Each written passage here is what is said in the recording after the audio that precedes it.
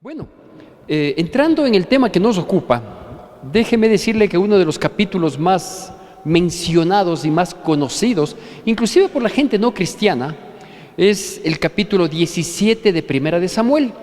¿Qué se relata en el capítulo 17 de Primera de Samuel? En términos generales se relata el enfrentamiento que tuvo David con Goliat, ¿sí? Esto que ha servido de mucha ilustración, inclusive para los niños y en fin, hay mucha gente que conoce, al menos tiene la idea de lo que esto significa. De hecho, es muy usado esta historia, inclusive como alguna frase, cuando hay alguien que está en menos condiciones, que tiene menos capacidades, que no cuenta con un gran respaldo y logra vencer a alguien que tiene toda la proyección de ser un ganador. Se dice, ¿no? Se enfrentó David con Goliat. Cuando una selección menor de fútbol de un país que nunca ha destacado logra vencer a una que tiene su prestigio de ancestral, inclusive, dice, David venció a Goliat. Y efectivamente es así, ¿no es cierto? Es así. Digo, en el capítulo 17 se relata esta historia que yo quiero un poquito refrescarle la memoria a efecto de poder comprender lo que viene después en lo que Dios inquietó mi corazón para compartirlo en esta mañana. La nación de Israel, el pueblo de Israel, antes de que sea una nación verdaderamente, mientras se estaba formando esta nación, tenía algunos enemigos, y uno de los más peligrosos, de los más amenazantes, eran los filisteos, porque los filisteos eran un pueblo de raza gigante. Eran conocidos como conquistadores precisamente por esta ventaja que tenían de su estatura, de su fuerza, que les permitía tener y manejar armas mucho más fuertes, más contundentes, más pesadas.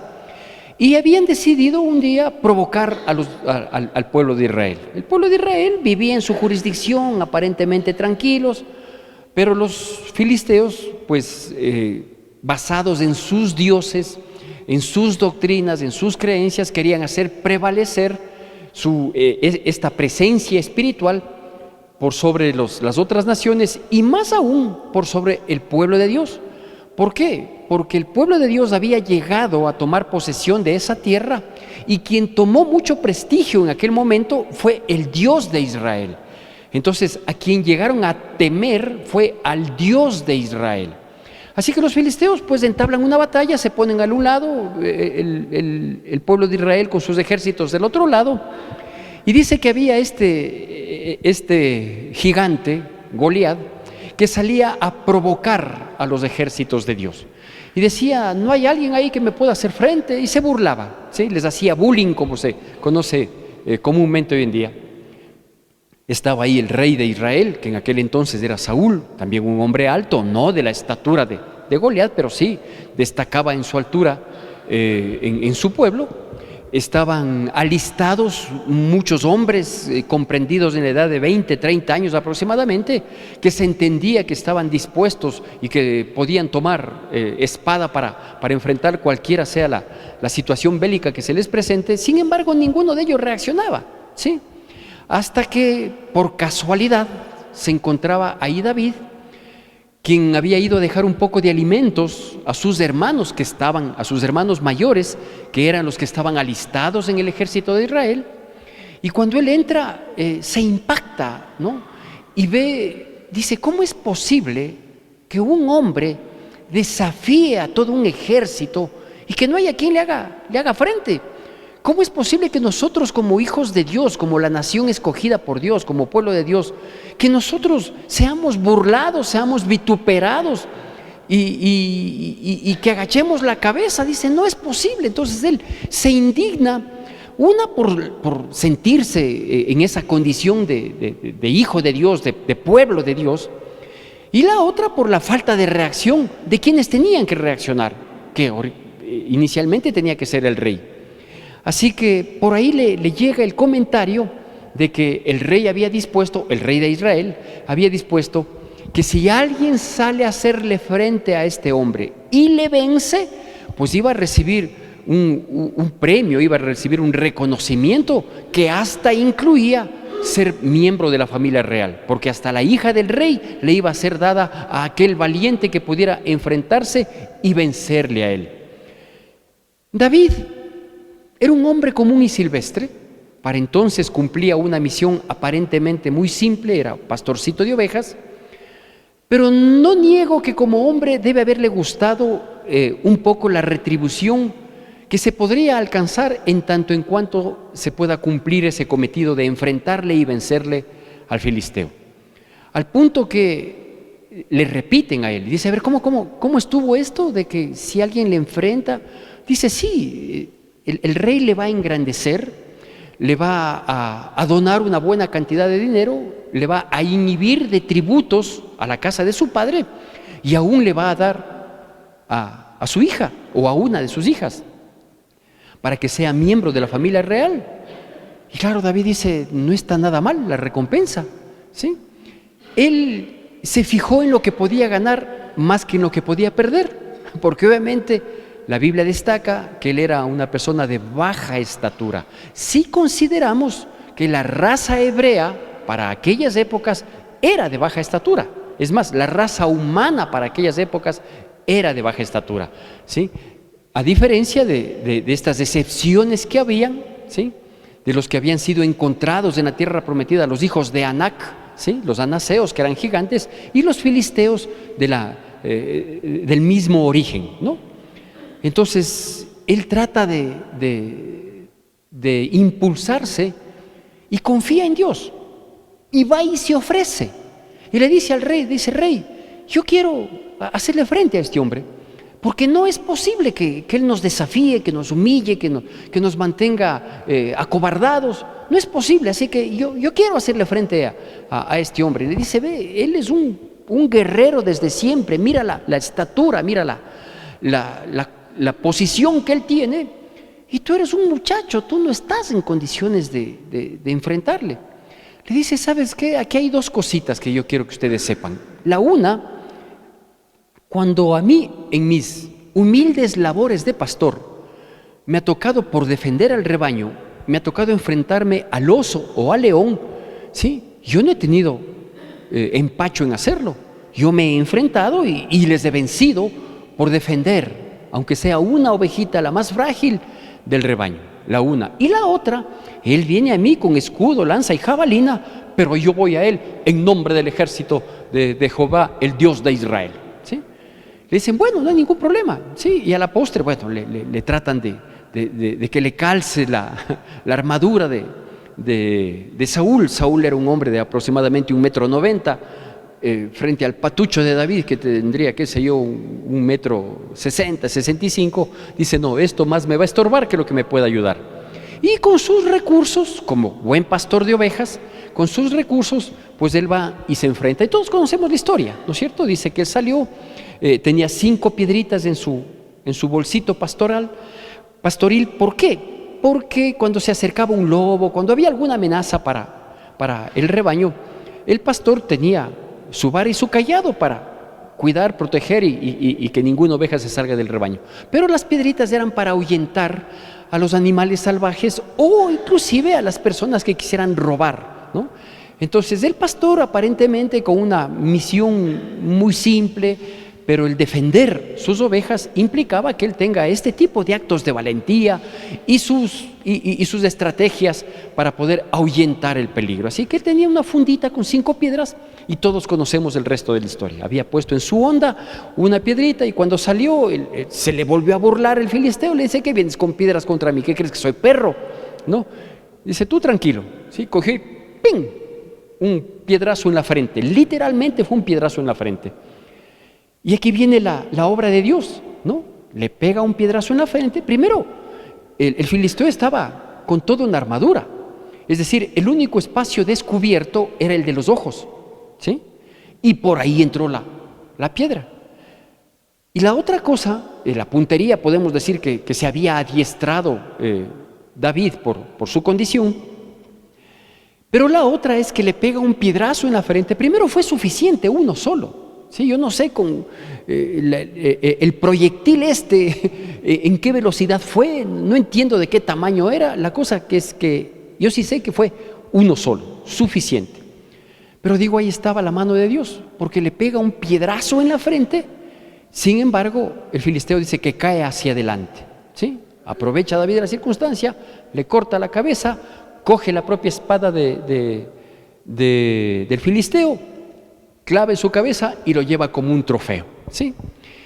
Bueno, esa es la historia un poco, viendo ciertos detalles y tratando de ponerle una animación que nos ayude para no dormirnos en esta mañana que amaneció bastante diferente a los días anteriores que tuvimos tan soleados, ¿sí?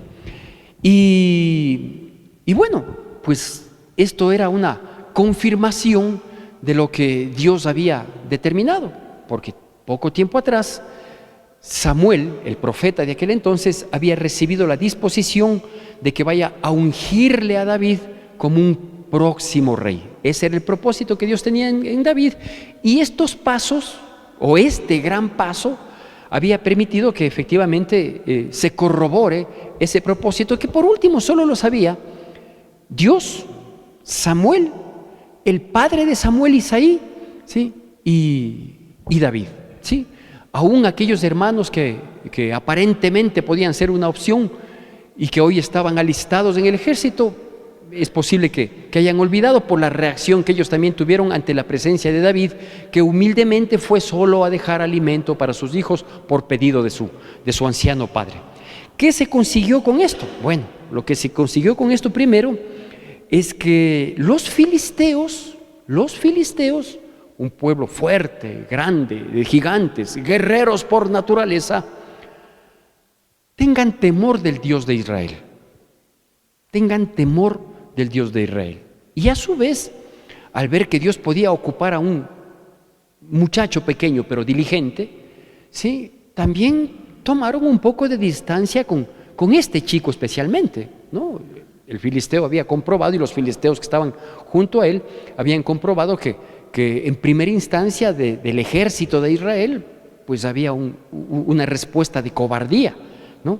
Hasta que apareció este muchacho. Entonces digo, lo primero que se logró con esta batalla, con este primer triunfo ante los filisteos y primer triunfo público de David, fue esto, ¿no? Primero, que tengan temor, hablando de miedo, no de un temor reverencial.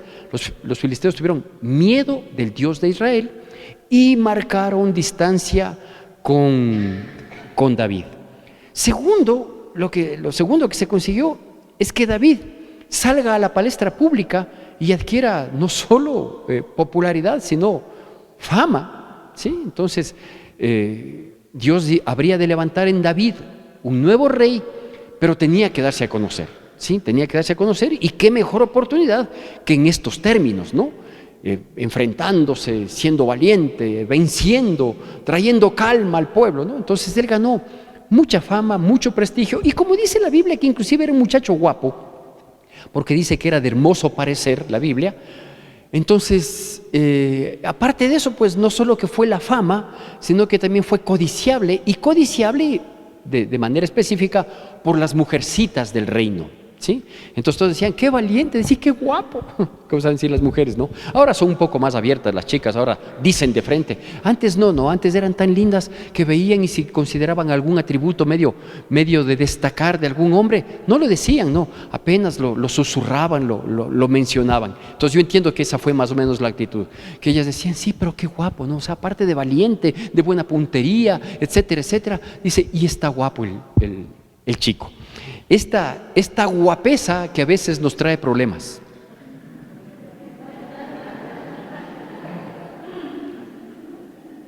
¿Sabe que sus risitas me resienten? Bueno, es para ver si estaban atentos nomás, y veo que sí lo están. Y por último, pues obviamente sabiendo que David iba a ser el sucesor de Saúl, ¿sí? Esto le iba afirmando en ese camino, en ese proceso, ¿no es cierto?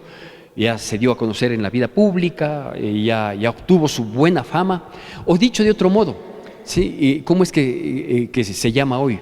Cuando alguien se presenta y trata de posesionar una imagen, así se llama, ¿no? Posesiona una imagen de valiente, de dispuesto, de obediente y también obviamente de dependiente de Dios, ¿sí? Porque él fue en el nombre del Dios de los ejércitos, del pueblo de Israel, de Jehová de los ejércitos, ¿sí? Bueno, con todo este primer evento en la vida pública de David, en pos del propósito de David, permítame compartirle este tema que le he denominado caminando hacia el propósito de Dios, caminando hacia el propósito de Dios. Yo no sé si a usted le ha pasado que de pronto tenemos unos días especiales, ¿sí? No necesariamente una celebración, no es un cumpleaños, no es un aniversario de algo, sino que simplemente son días o son épocas en las que de pronto a uno le va bien, qué sé yo, mejoró el negocio, le ascendieron en un trabajo o recibió un reconocimiento, aunque sea verbal, ¿sí? Un reconocimiento verbal, decir, oiga, con usted se puede contar, y eso a uno le hace sentir bien, ¿no es cierto? Y uno dice, vamos bien. Eso puede ser en el área laboral, puede ser inclusive en el área física, ¿no? Personas que de pronto son un poco frágiles en su salud, ¿sí? Y de pronto hay días en los que uno se siente bien. Basta la noticia de que le digan, no ve, en 15 días vas a tomar unos días de vacación y vas a disfrutar, y uno sabiendo que voy a estar en la playa o sabiendo que voy a un lugar bonito, ¿sí? Uno ya le pone ganas y ese día se levanta bien, ¿sí? Yo creo que todos de nosotros tenemos, o cuando se nos ha solucionado un problema, ¿sí? Venimos con un problema, a veces esos problemas terribles que aparecen de la noche a la mañana y que nos quieren tumbar, o a veces esos otros que llegaron hace mucho tiempo y no se han ido y que por muchas ocasiones se han agravado, y de pronto vemos que, vea, aquella pequeña luz que estuvo al fondo del túnel y que parecía una leve esperanza, de pronto vemos que ya va mejorando, ya va cambiando. Entonces digo, son esos días, son esos momentos en los que uno se afirma, ¿no? Y obviamente los cristianos lo que hacemos cuando vemos o sentimos esas liberaciones, esas bondades de Dios, le damos gracias a Dios, decimos, gracias Señor, porque ciertamente tú no te has olvidado de mí, gracias porque tú me ayudas, porque tú me proteges, porque yo sé que tus promesas son fieles y verdaderas y todas tus promesas son sí y son amén en mi vida, ¿no es cierto? ¿Cuántos han dicho así? Amén. Eso nos ha pasado a muchos y creo que nos pasará en un momento a todos. Por eso digo, me permití ponerle este nombre, ¿no? Caminando hacia el propósito de Dios. Bueno, veamos los siguientes pasos, porque como todo esto es un proceso, ¿sí? Antes de esto, ¿cuántos de nosotros creemos que Dios tiene un propósito en nuestras vidas? Ya. Identificado o no, claro o no, si es que coincide con nuestras expectativas, anhelos y objetivos, yo no sé. Pero lo que yo sí estoy seguro es que Dios tiene propósitos en nuestras vidas, en todas las áreas de nuestras vidas. Amén. Unos, ya digo, podemos tener algún entendimiento, otros ni la sospechamos, pero sabemos que desde que nosotros fuimos acogidos en las manos de Dios para ser su pueblo, Dios tiene propósitos en nuestras vidas. Entonces tenemos que caminar en pos de esos propósitos. Vamos a hacer algunas lecturas de la palabra de Dios y le pido que siempre que lo hagamos como debemos hacerlo, con respeto, con reverencia, con la debida atención, ¿sí? Entonces pasemos pues al capítulo siguiente, Primera de Samuel, capítulo 18, porque le dije que en el 17 se relata toda esta preciosa historia. Y en el capítulo 18, versículos 7 al 9, pasó lo siguiente. Primera de Samuel, capítulo 18, versículos del 7 al 9. David había regresado con su triunfo, había traído paz a su pueblo, se estaba dando a conocer, se estaba afirmando, había posesionado esa imagen de vencedor, esa imagen de que yo soy el escogido de Dios, las cosas me están saliendo muy bien, y corrobora esta porción de la palabra. Primera de Samuel, capítulo 18, versículos 7 al 9. Dice, y cantaban las mujeres que danzaban y decían, Saúl hirió a sus 1000 y David a sus 10,000. Y se enojó Saúl en gran manera y le desagradó este dicho y dijo, a David dieron 10,000 y a mí 1000, no le falta más que el reino. Oiga, y desde aquel día Saúl no miró con buenos ojos a David. ¿Sí? ¿Sabe qué pasa? Por eso yo le dije que tenemos problema, la guapesa a veces nos trae problema. ¿Sabe qué es lo que pasa cuando Dios comienza a manifestar sus propósitos en nuestras vidas? Que hay envidia, que hay envidia. ¿Sí? Cuando uno va teniendo sus primeros logros, ¿no? Cuando uno, escuchaba yo el día de ayer en la mañana un testimonio que no lo había escuchado antes, no sé por qué se me escapó. Y escuchaba el testimonio de este cantante cristiano, Funky, ¿sí? Y digo, me gusta mucho la música de él, ya no tengo la contemporánea, pero la que apareció aquí hace 15 años, un poco más, me gusta, de vez en cuando la escucho. Y mientras escuchaba yo el testimonio de él, ¿no? Él decía que tanto en la vida de él como en la vida de su esposa, después de haberla perdido prácticamente por los errores cometidos, dice, todo fue un proceso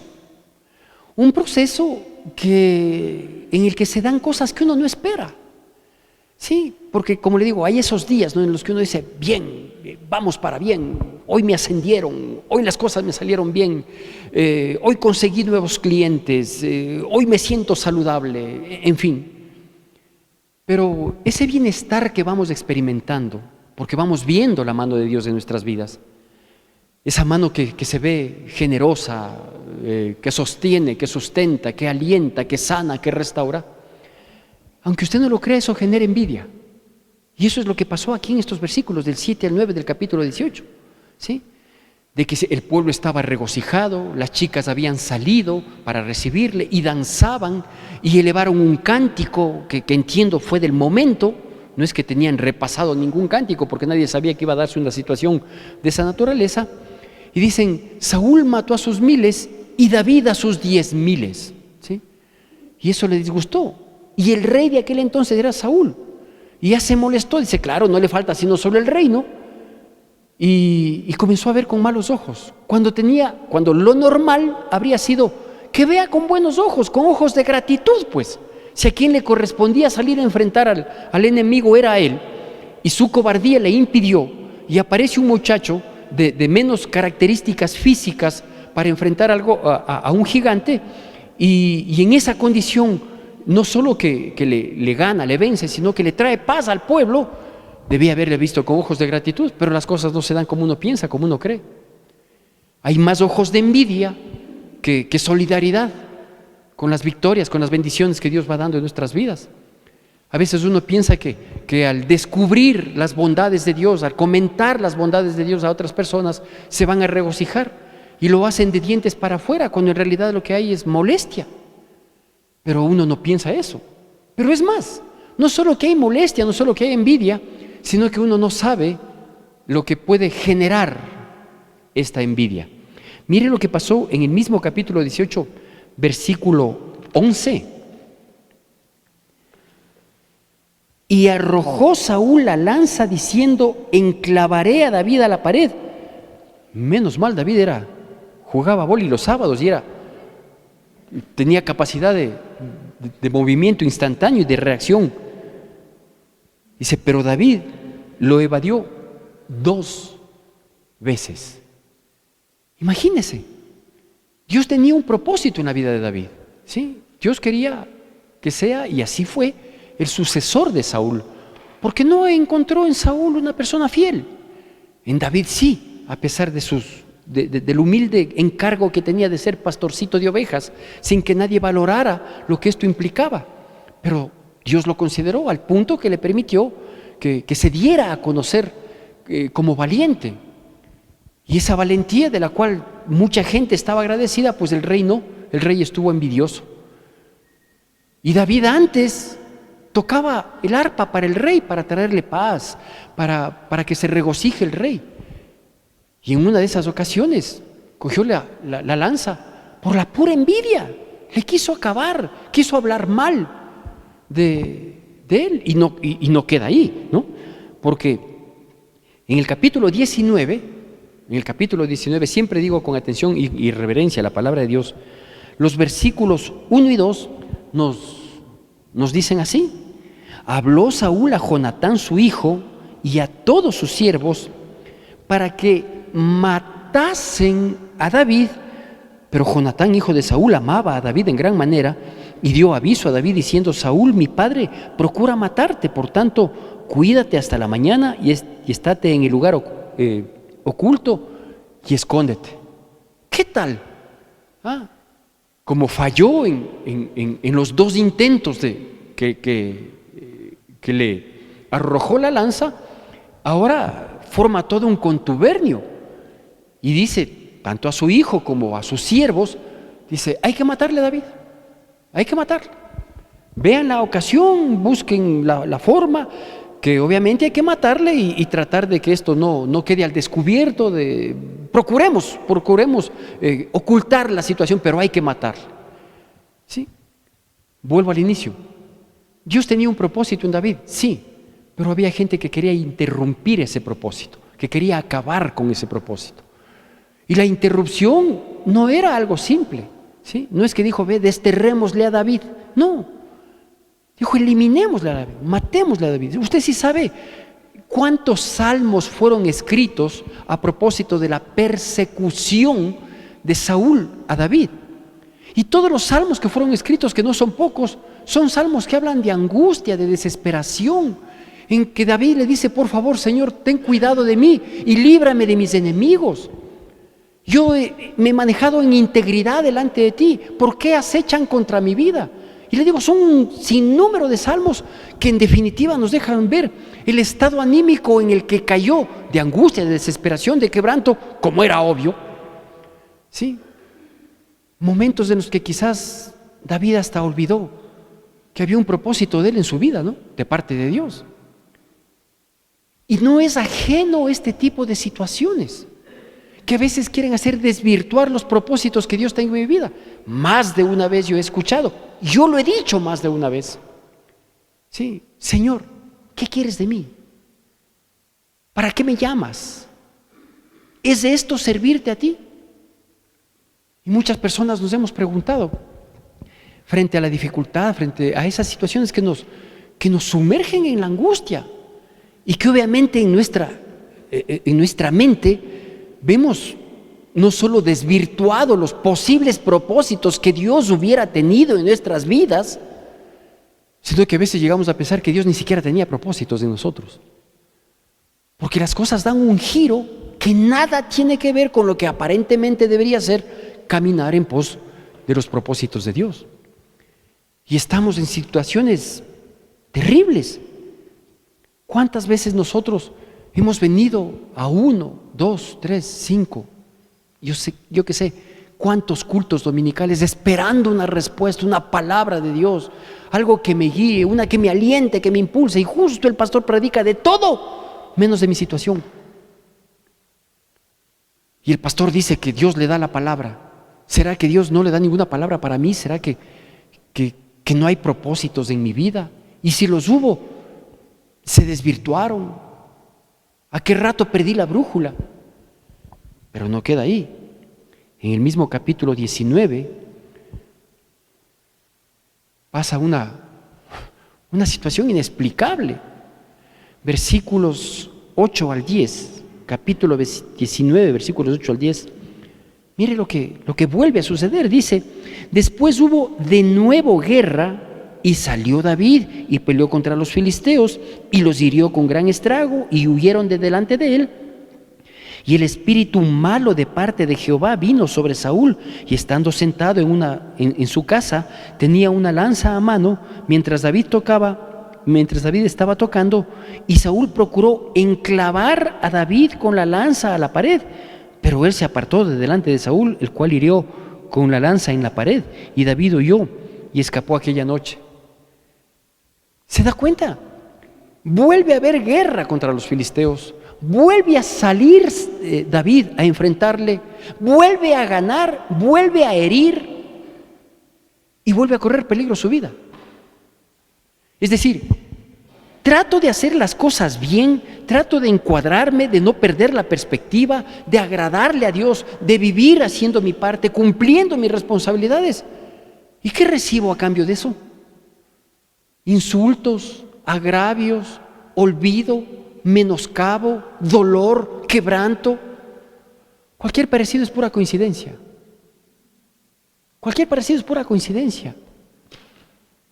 Y es especialmente en nosotros, en los cristianos, que vivimos este tipo de capítulos de nuestra vida. Que tratamos de hacer bien, que nos enfocamos y las cosas o nuestras acciones, nuestras decisiones de buena fe no reciben una justa retribución, sino que más bien somos señalados, somos juzgados, somos vituperados. Y a veces hay situaciones que terminan perjudicando, lastimando, hiriendo nuestras vidas en distintos ámbitos. Hago bien mi trabajo, cumplo, soy persona responsable, honesta y me despiden. ¿Qué explicación hay en este sentido? Me cuido, hago ejercicio, como saludable y resulta que me mandan a hacer unos exámenes de rutina y tengo disparados algunos niveles que me están diciendo, oye, estás más mal que bien. Me esfuerzo por ser cristiano, por hacer mi parte y mi familia no reconoce. Me sigue juzgando por mis errores pasados, los que Dios ya me perdonó, pero mi familia me hace acuerdo de mis errores todo el tiempo.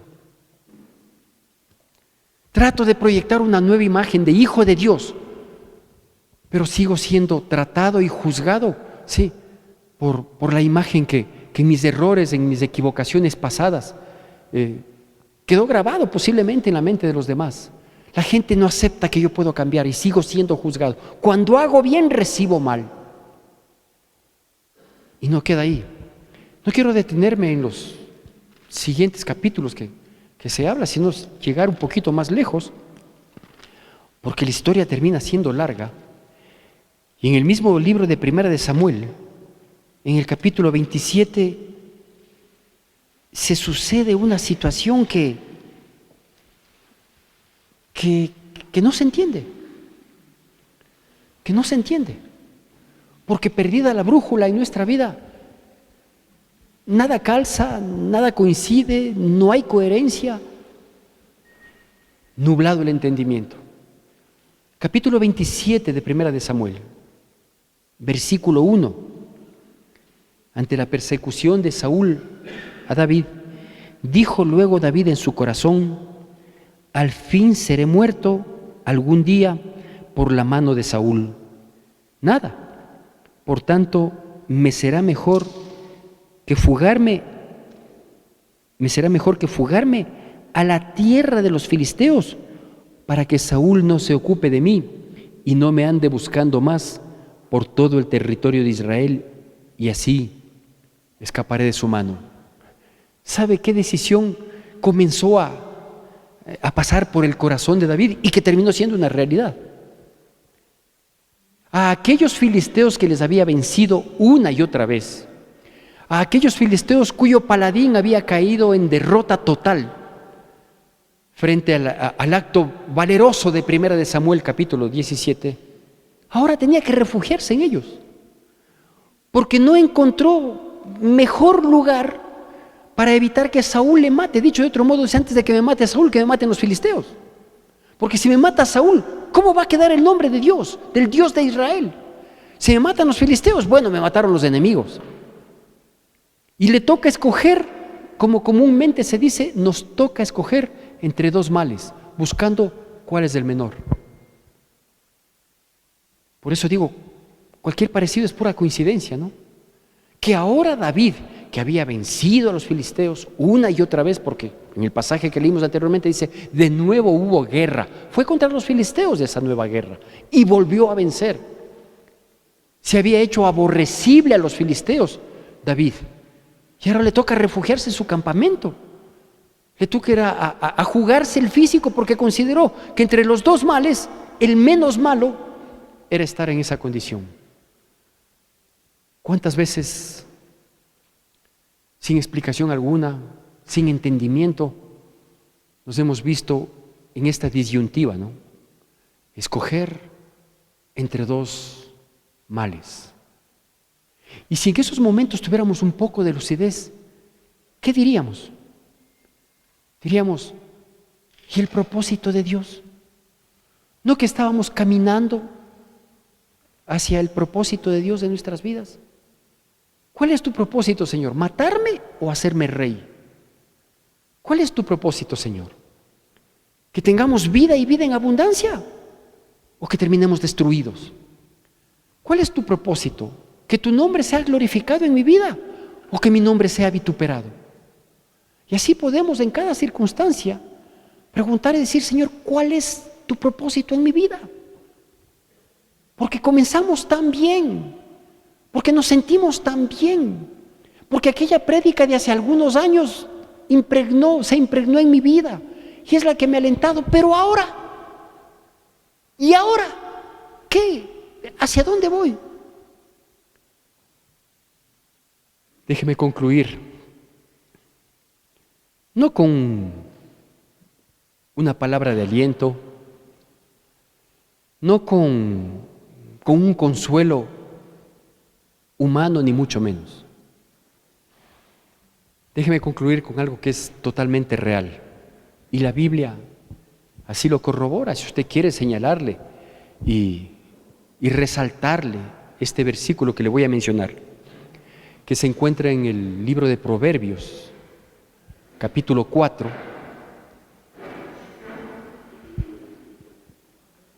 versículo 18.